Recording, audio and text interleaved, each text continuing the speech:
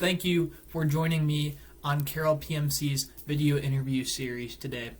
I'm excited to have you with me today to discuss another's journey through medicine. And today I have a great guest for you all. He is a first-year medical student pursuing a Doctor of Medicine degree at the University of Washington School of Medicine, who graduated from Carroll in 2020 with a degree in biochemistry and molecular biology. So let's jump right in and say hello to Peyton. Peyton, welcome to Carroll PMC's video interview series. Yeah, good to be here. Good to be here. When did you realize you wanted to be a physician? So I guess it all kind of started in high school. I kind of knew that I was interested in the human body and just science in general. I really enjoyed all of my science classes, and we went on a anatomy lab field trip to WSU where we got to see some cadavers and stuff like that, and it just kind of fascinated me. And I had the opportunity to start job shadowing in high school as well, sophomore year. That was when I did my first shadow with an orthopedic surgeon, and just being in that operating room was just fascinating to me. Just seeing that someone had the capabilities to so positively affect someone's life and kind of return them to a normal lifestyle that maybe they had taken from them due to an injury or disease. I loved that possibility of being able to have such a positive impact. And then going into college at Carroll and starting working in the emergency department as a scribe, it just grew. I loved seeing how knowledgeable the doctors were and the leadership role that they had in taking care of a patient. That just all kind of attracted me and solidified my desire to become a physician. Did you see any specific surgeries at any point in high school that you remember, that you remember a lot? Any orthopedic surgeries in particular? Yeah, so there was one that really sticks out in my mind. It was one of the first ones that I saw too. It was a patient had tore their hamstring, and normally that's a pretty devastating surgery. And depending on like the age, you may or may not do surgery. But this patient was a pretty fit, active, healthy person, and they tore it water skiing, so they decided to take him on. And I just remember once they got all cutting in and got pretty deep into the field, the doctor called me over and he was like, "Hey, look down in this hole."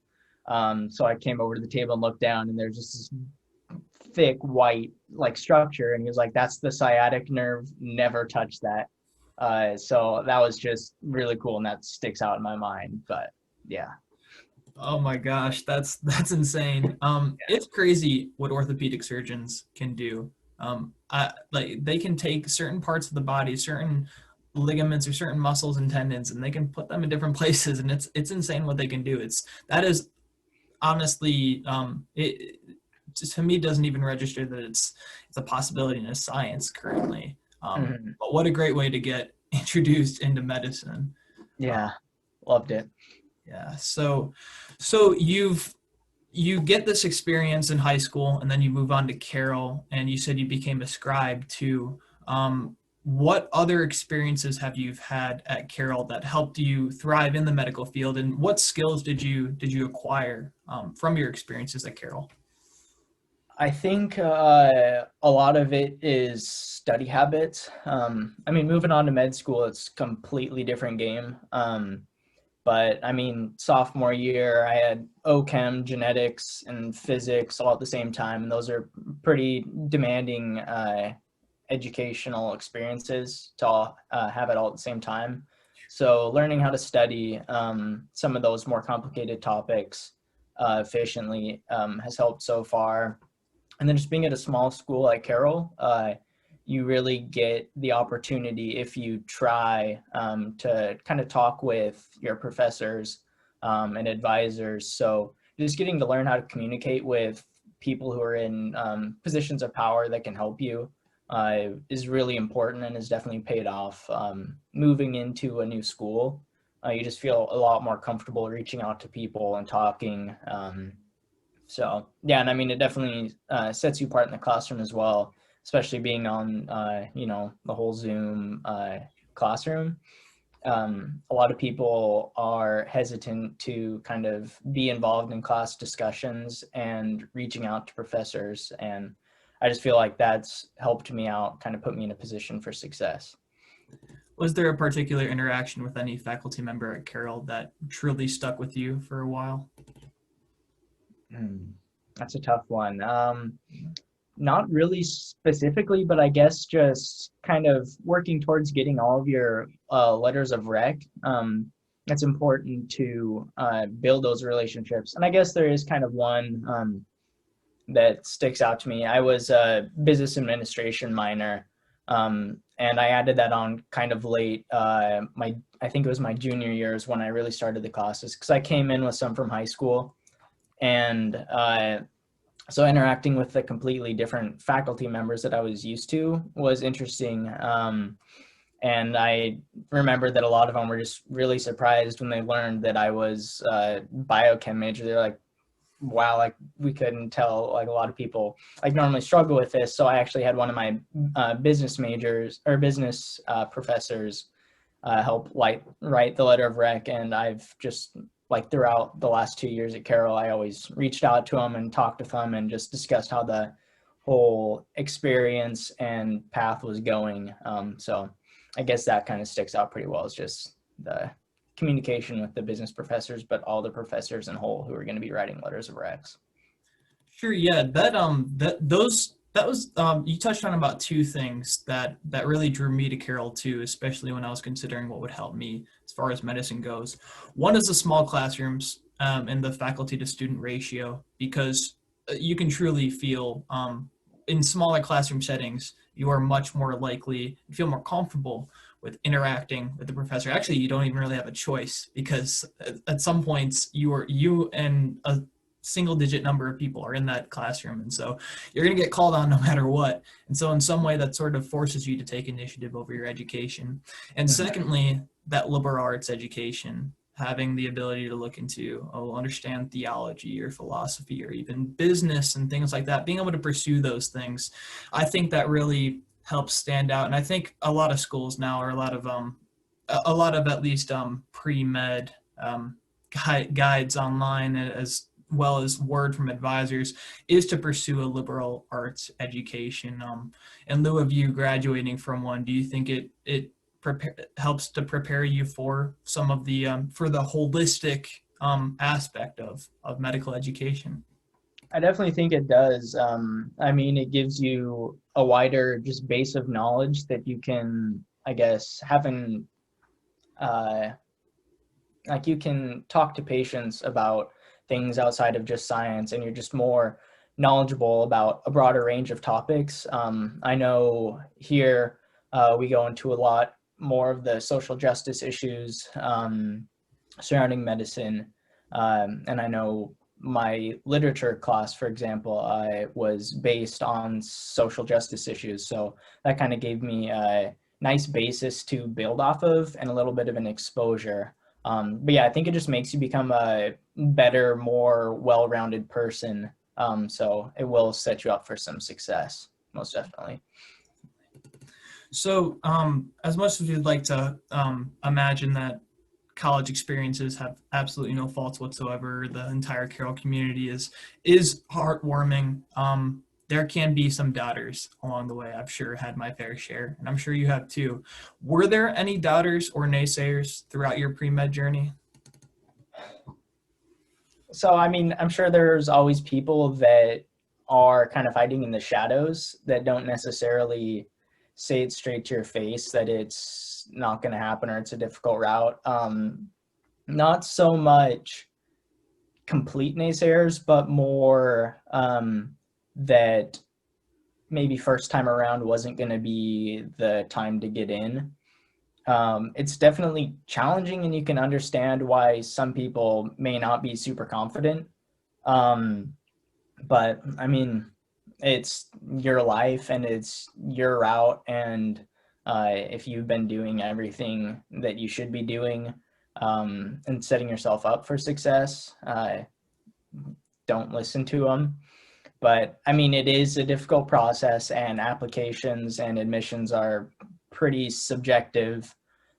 So in a way, I guess the naysayers may know a little bit of what they're talking about, but I mean, you can do with it whatever you want to, whatever you please. I don't remember any specific people telling me that it wasn't going to happen or that I was doing the wrong thing. I luckily surrounded myself with pretty supportive people, ranging from faculty and advisors to even the physicians. I know when I was working in the emergency department, they were always extremely supportive and willing to help me in any way possible and explain things so I could know what was going on. So I think it's a lot about who you put yourself around as far as naysayers or supporters go. Yeah, I completely agree with you. It honestly, that's the solution to certain experiences that pull one off their track towards medicine, because there were told many moments, especially in maybe quad or in some of the different halls here, where you are surrounded with people who have different ideals than you, who have different academic paths and majors than you, who will try and sway you off of the pre-med track, which is specifically dedicated towards a lot of discipline. And for me, at least, and for a lot of other people, including yourself, as you said, it really takes surrounding yourself with other pre-meds or other people who inspire you, or going to pick up that extra shift and having a certain interaction with a patient or another physician to remind you of why you're doing this, to remind you of why other people who may doubt you are wrong, and to really steer you back on that path. And I think that's something that Carroll actually is. There are people out there. There's a really supportive community to help you, to sway you back on that path. Um, so so yeah, it's great. It's actually great, regardless of what the doubters say. There's a lot of resources out there at Carroll. It's pretty sweet. So you are set on this medical school thing, and next comes a pretty big exam, a pretty big hurdle, the MCAT. What strategies and tips would you recommend to Carroll students who are preparing to take it in 2021? Yeah, the MCAT is definitely a difficult exam. And stressful. I mean, you see it as the biggest roadblock, I guess, on the way to the application. It's like the first thing that you run into after just doing all of your normal classes and making sure you get a decent GPA. It's important to put in the amount of time that's required for it. I know they say that you're supposed to do 6 months of pretty dedicated study time, but luckily, as a pre-med, you're taking a lot of those classes that kind of double as your study time. So I took it obviously during my undergrad time, because I applied my junior year. And so it was definitely tough to get in the amount of study that was necessary. I ended up only studying for about a month for it, fairly dedicated. But I would say the most important thing about studying for the MCAT is taking practice exams. I mean, you're never going to know everything that's going to be tested on the MCAT. There always are going to be, questions that catch you off guard. But if you can understand kind of the flow of the test, the structure of the questions, the wording of the answers, you can get a decent amount of the questions right without knowing the content that's being tested on it, especially when it comes to the reading section. I mean, there's a lot of ways they word answers that even if you don't know what they're talking about, you can be like, okay, that's not the answer because they had this word in it. And I have a couple friends who took the MCAT twice, and both just absolutely smashed it the second time around. And I think that really kind of shows that it's about being familiar with the test and the timing. The timing is a big important piece to it as well. You have an hour and a half for each section. They changed it this year because of the whole COVID. They bumped it down to 5 hours, I think, instead of 8-hour test. But really having a timing strategy down, and just being familiar with the structure. That's definitely the biggest thing. If you have the resources to do so, a class might be beneficial to you. They can help kind of teach you some tips and tricks.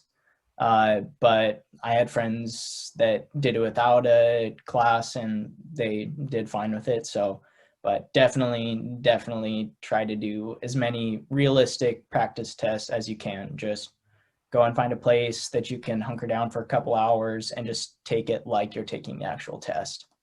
And then go back over the answers and stuff afterwards and find spots that they commonly seem to test on, and then make sure that you know those. So Yeah, I completely agree with you. I think the MCAT is a lot about critical thinking more so than it is really about content. I mean, there's a lot of content, but it's honestly a mile wide and inch deep as far as what you got to know about content. When I took it, it was the 5-hour exam. Although, luckily for everyone in 2021, the double AMC bumped it back up to that good old 7-hour exam. So it's great for everyone to have to take that. And expounding upon that a little, with that being said, that you need good critical thinking for the MCAT. There probably are some high points or high areas to where you should probably take a lot of content in or pay specific attention to courses. There was a statistic that said that it turns out that health science majors are actually some of the lowest scorers on the MCAT, whereas the top scorers are majors in math or statistics. Do you think that, do you see that in your prep as far as how your exam went? Did you see a lot of math and statistics and data analysis, or do you see it more as content? What did you see during your MCAT experience? There definitely were quite a few questions pertaining to analyzing graphs or data and looking for maybe some patterns or answers that could be supported by those graphs and data. So it is important to be able to understand relationships between like numbers and understanding what that means as far as the question goes. You definitely need, to think critically about certain topics. But I don't know necessarily if there was a lot of math. I know I was surprised with my physics and chemistry section with actually how little math there was compared to some of the practice tests. I don't know if I just got a different form of the test that surprisingly didn't have that much, but I know I practiced way more on like calculating different like masses of chemicals and like different tricks. Like I know there were a lot of different mathematic tricks that were taught in the like some of the books that I ended up didn't having to use. But I don't know. I'm not sure if I can really speak on that. Right, and I don't think I actually can either, because unfortunately it is sort of a luck of the draw what sort of exam date and what sort of exam they correlate with that date, because there is no way they're going to test everything that the guidelines encompass. There's no way. So yeah, I mean, my exam was geared way more towards biology. Even the psych section was pretty much like a biology part 2. And so and all the physics stuff that I studied wasn't really helpful. So it's really, I think that goes to show that when someone is prepping for the exam, that if you're struggling with understanding a minute detail of something, pass it on, understand it broadly. It's not worth it. It's really just seeing what most utility you can get out of each concept you go over. At least that's how I looked at it when I was going through it, because it just makes the most sense that way. You can't focus too much on one thing in particular. I know. Anyway, the MCAT was over with. You were done with it, and you move on to the medical school admissions process, and you submit your primaries, secondaries, go through your interviews. What was one thing that you underestimated and one thing that you overestimated about that whole admissions process? I think I underestimated the, I guess, critical evaluation of the schools that I was applying to. I casted a really broad net, but unfortunately, that Broadneck contained a lot of state schools, out-of-state schools, and I hadn't really looked into the data about admissions for some of those schools and didn't realize that the odds of getting in was sometimes less than 1% if you weren't from that state. So I would definitely say do research about the schools that you're going to be applying to, and obviously try to apply to the state schools that you're from. And then if you're going to go out of state, look for some of the private schools that do holistic application reviews. That's important to try to maximize the odds of getting into a school. Don't be like me and apply to a ton of schools, but schools like, Ohio State or Oklahoma State, and have absolutely like no chance of really getting in. So how did you look up that data? Are there did you just scour their websites, or did you use a certain platform? I really just did Google. That was probably my main like route of figuring out. And like I said, I didn't do it until afterwards. I didn't figure it out. Right. Yes, I completely forgot you said you didn't do that. So yeah, but definitely Google, just like Google, like which schools are good for out-of-state applicants, which schools do holistic reviews. Yeah, you can find data for admissions on pretty much every school's website. But yeah, just try to do a little bit of research. And I mean, remember, it's an expensive process, so you don't want to just be sending out a ton of applications to places that they're basically just taking your money and then not letting you in. So yeah. Yeah, and immediately in my head, what comes to mind is something like MSAR, which is tied to the admissions process. It is an extra fee to pay for. I think you get like a year membership with it, and it sort of collects all of that data with MD and DO schools, and will say things like chance of getting accepted. And I actually didn't look into it too much either until after I had applied, and then that actually swayed my decision into what secondaries I applied to. Yeah. That secondaries are so expensive. So definitely was of help, and definitely should be something implemented right away, because that admissions process is brutal. But it looks like you got through it though. So now that you are in medical school at the University of Washington, how is it treating you? And what is it like in times of COVID-19? It's definitely been an interesting process, an interesting experience. Obviously, really difficult. It's been a transition. Kind of no matter what you do in undergrad and kind of how you mentally prep yourself for med school, it's gonna throw you for a loop. You kind of hear coming in that, yeah, it's a mile wide, an inch thick. It's a fire hose of information. I've heard it described as every week of medical school is like finals week of undergrad, but 5 times harder. And, those are just kind of like words. When you're an undergrad, you don't really understand it. You're like, okay, it's going to be tough. Yeah, I know that. But once you're kind of in it and actually going, it's a way different experience. It is really difficult. There's a ton of material that they give you. You're going through semesters of undergrad in a couple weeks. It's a whole lot of new topics. Our first class block was 7 weeks of molecular and cellular basis of disease. And a lot of that was just kind of some biochemistry and like metabolics and genetic diseases. And so some of it was review of undergrad, and Carroll definitely set me up well for that. That wasn't a super difficult time, but there were definitely very in-depth and complicated material that they would just pile on you all within a day and expect you to study and know for a test that was the coming up week. So it's definitely been an overwhelming experience, and it's important to just kind of prioritize your time and figure out which study strategies work best for you.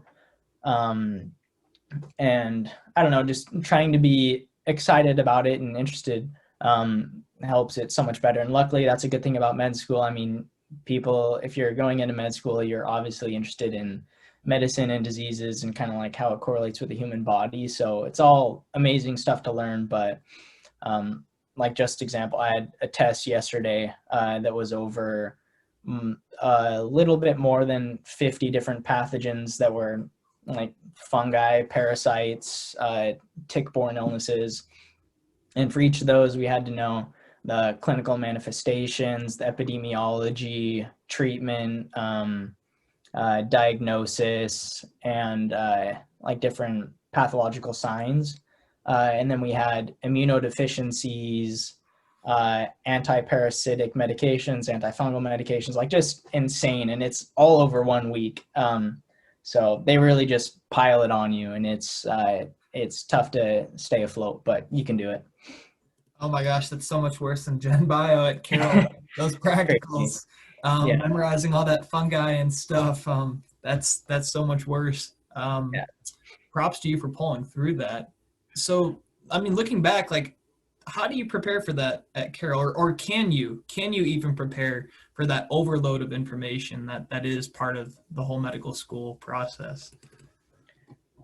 I don't really think you can. You just have to be ready to adapt quickly and just kind of be open and aware that it's going to happen. Like don't be naive about it. I mean, yeah, obviously med school is a difficult time. Like that's why like, I don't know, you just have to learn all this stuff to be a physician. So like you got to know that there's going to be a lot coming down. So I don't know if there's necessarily much you can do. Thankfully Carroll is a pretty rigorous school. You do get into some pretty intense studying, so that kind of helps set you up. But I don't know if I could go back in time, I don't think there's anything like I could tell myself to prepare for like what was coming. But I mean, you'll get used to it. Just try to figure out early what your studying habits that are going to be best for your success are. That's really all that you can do. Are you so in regards specifically now to COVID, are you completely online now, or are you on campus? How is that working right now with your education? So we are pretty much all online for our normal lectures. We go in person to do our anatomy lab dissections, to practice our physical exams as we come to them. And then starting in January, we are moving into some clinical practices.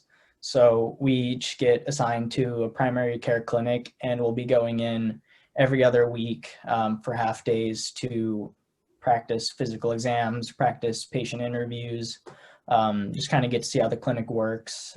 Normally they start us earlier in the clinic, like just right off. But with COVID, we started doing telehealth visits instead. So we practice our interview skills through that, but we'll soon be moving into in-person patient interactions.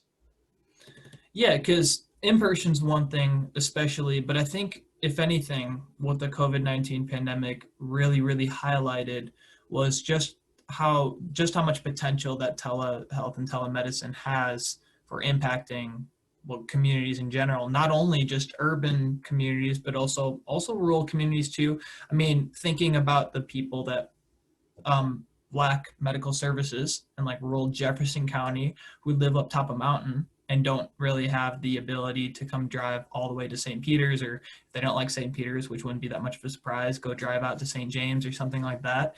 Telehealth and telemedicine could possibly be the strategy or the solution. Is that something that the University of Washington it seems to push it all or put initiative behind, or is it rather just something that is now right in place for you guys until you're able to move on to in-person interactions? As a student, I hope that it's not what's going to be the norm, because it'd be good to get those like patient interactions to kind of build just a base. But I definitely think that it is pretty viable strategy for some patient interactions for the future. And I know that it's a strategy to help deal with some of those kind of inequalities with medicine. Like you said, with rural communities, it's difficult. You have to drive hours to go and see your physician. So it does help kind of improve healthcare delivery. And I think UW and Washington State, I mean, if you're looking at the state of Washington in general, I know they are trying to push some technological innovations to help improve just healthcare delivery and all to those who might not have decent in-person access. So I think that's exciting.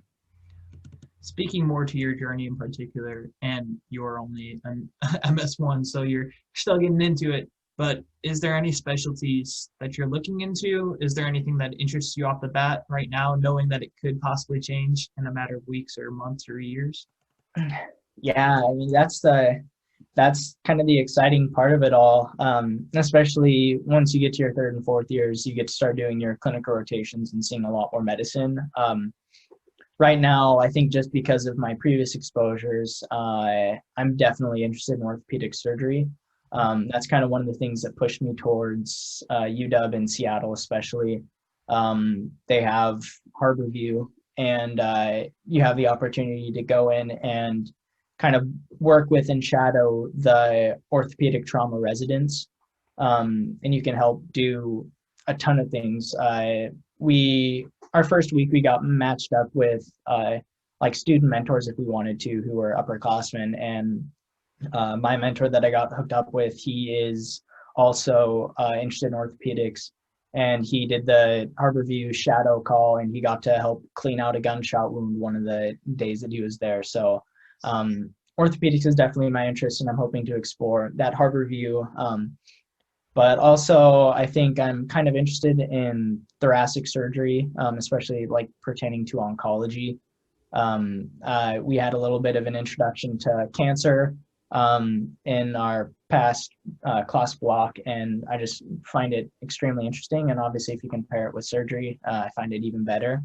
So we'll see. But yeah, I'm trying to keep a pretty open mind, waiting until I get into the third and fourth year so I can see more medicine and figure out if something else takes me that way. And I mean, that's one of the biggest things that you have to figure out. Like they say, the first thing you need to figure out in med school when you're looking towards a residency is if you want to be a doctor or if you want to be a surgeon, because it's just two completely different paths. So you've just got to see what fits your personality and your future like lifestyle that you want as far as work and family. But yeah, so I'm definitely looking the surgery route, but we'll see where I fall in. And that question probably helps a lot, whether you want to be a doctor or you want to be a surgeon. But still, there's an umbrella of different specialties that you could go into, rather going into surgery or going into a doctor. There's tons of different things you could get into. Do you think that ambiguity helps or hurts the process of deciding what you want to do in medicine? Do you think it can be too overwhelming, or is that good to have that openness to doing whatever you want, that freedom? I think it can go a couple different ways. I think definitely the ambiguity kind of helps you naturally figure out what you're interested in. Like you can just kind of sort of fall into the place that you're, I guess, meant to be. Whatever interests you is going to pull you in. But also, I mean, there's a ton of specialties that you might not be aware of. And I've talked to people who in their residency, they realized that they liked something else. So after they finished their residency, they switched to another residency and did that. So it definitely takes some effort to find out what you want to do, what type of medicine you want to practice. But I mean, it's nice because you can fall into really any possible niche out there. Like you can practice whatever you want. Right. So do you have any tips or recommendations for pre-meds at Carroll right now who are either in Helena or in their hometowns for exploring medicine, both maybe in virtual ways or in-person ways, things maybe you acquired through your experiences, or maybe things that you now have noted now being at a medical institution who may be advertising these things to pre-meds in the community, what are any tips or recommendations you have? I definitely say try to get experience either working or shadowing directly with multiple types of physicians. So that way you can see how medicine works in a broad range of fields and kind of see how doctors perform their role. It's important to be exposed to that, so that way you can see some of the things that are important when being a physician, the leadership skills, just kind of the different processes and diseases that they deal with. It helps kind of pique your interest and get you thinking about some things. And it's important to see the interactions between physicians and physicians, physicians and nurses, physicians and patients, kind of, just to help you prepare for the lifestyle that you're going to have in the future. If you go into medicine, shadow, volunteering is important.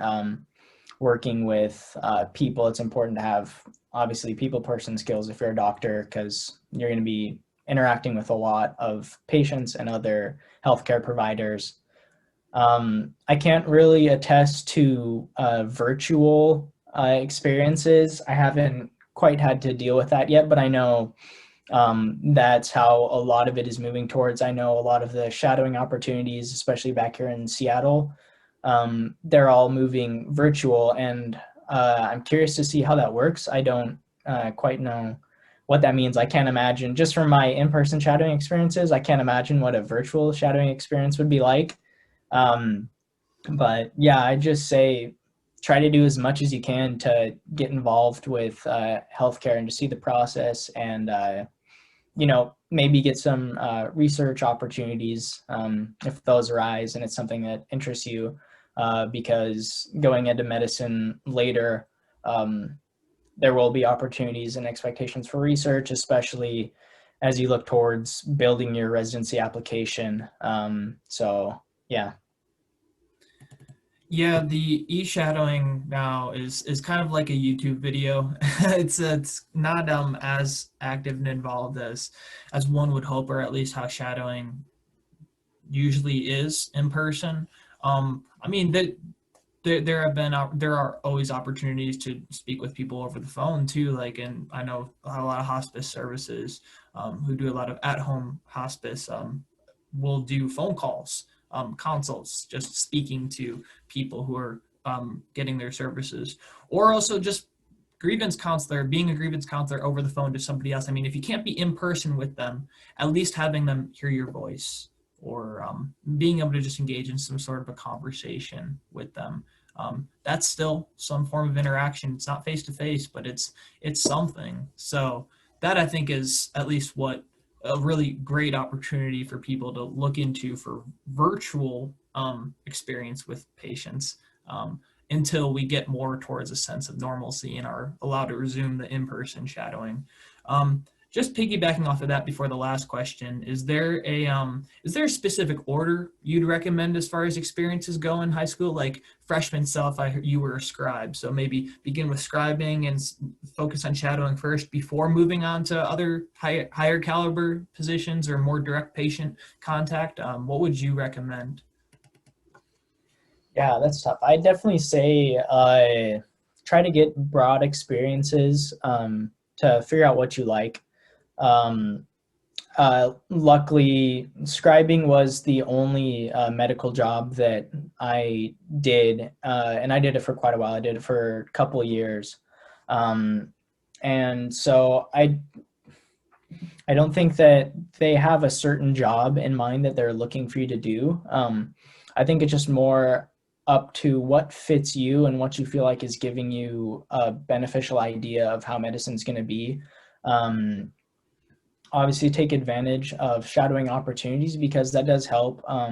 They do like to see that you have a more broad range of interest. You're not kind of just pigeonholed into one specialty and like that's what you're going for. And I know UW likes rural medicine, underserved medicine, family medicine.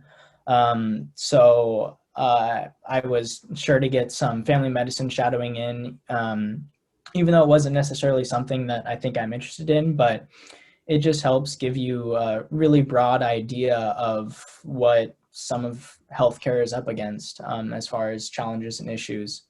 Um, but yeah, I mean, that's the thing, there's no set formula for building up the perfect application and getting into school. It's sort of just about you taking advantage of the tools that are at your disposal. So I don't know if you can really go wrong with picking a certain medical job, or getting different shadowing or volunteer opportunities. I think just as long as you're building up hours and experiences, and then once the interview process comes around, how you match those experiences to how it has influenced you to want to practice medicine and become a physician. That's just important. I think just as long as you find something that you can relate to medicine, and shows your interest and dedication, you can't really go wrong. Well said. Okay. So as the Carroll pre-med is listening to this and stressing to find experiences back home, figuring out how to make best use of this winter break, and struggling on their journey, what final words of wisdom do you have for them? Just take a breath. It's gonna happen at some point. I mean, we never know when it's gonna happen, when you're gonna get in. I definitely was not expecting first time around, and I was okay with that. I was more using it as kind of a practice experience to get familiar with the process. But yeah, just don't stress yourself. I mean, you know your potential. I mean, you're on this path for a reason. You'll fit in somewhere. Just be sure to, I mean, do what you can to get exposure and build experience, and be able to think about medicine in a mature way. But I mean, yeah, first time around might not be the way, second time around might not be the way. Like, who knows? I have a ton of classmates who worked for 10 years before they went to med school in a completely unrelated field. So, I mean, if you want to do it, you can do it. Just, I guess, do what you can to try to build up the best application possible and be able to back it up with your words and your experiences. And yeah, I mean, it'll happen. And with that, we end another episode of Carroll PMC's video interview series and wrap up another story for you guys. A story that I think really successfully pertains to and alludes to just how well Carroll can help prepare you for medical school and for being a successful pre-medical student. I mean, there's a reason why we have a consistent 85% acceptance rate to medical schools. There is something about a liberal arts education, and there's something about close-knit relationships that you develop because of the faculty to student ratio at Carroll that really helps you to educate yourself, to discover for yourself that medicine is right for you, and to give you the confidence and the drive to explore in the Helena community and going back home in your hometown as well, to see whether or not medicine is right for you or not. And I think Peyton and his journey and his messages and experiences and success in applying to and being accepted into medical school really helps to complement this and to allude to the process. And I hope it gives you some inspiration, some motivation, and helps you develop your drive as you too yourself strive to become a successful pre-medical student and eventually matriculate into medical school. Thank you for taking the time to listen and or watch this video. Hopefully this helped you guys gain some motivation or insight into what it takes to be a successful pre-medical student. And as always, if you have any questions, please feel free to reach out to your Carroll PMC officers, schedule an office hour slot with me on Moodle, or consult with any Carroll faculty that you may wish to. Have a great day, and I'll see you next time.